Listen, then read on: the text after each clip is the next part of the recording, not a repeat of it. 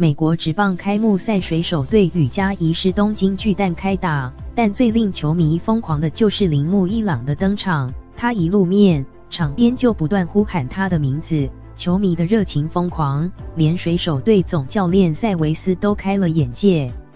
这是美国职棒第5度移师日本举办开幕战，但这一回很不一样。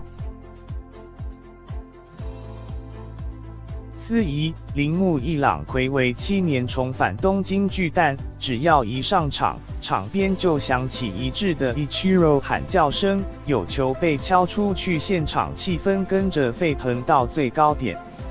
虽然一朗最后在4局提前退场，没看到他经典的安打场面，但现场45000名球迷已经很心满意足，全场掌声如雷向他致敬。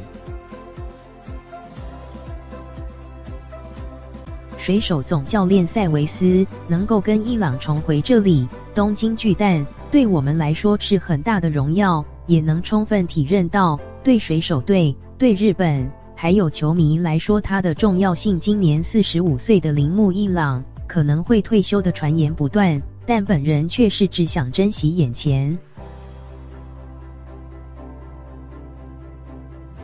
日籍球星铃木一朗回到巨蛋是给我的一份大礼物，我想好好珍惜眼前的每一刻。水手队与家在东京巨蛋还剩下一场比赛，铃木一朗还会不会再上场出赛？什么时候会是他的告别赛？这位超级球星的动向牵动无数球迷的心。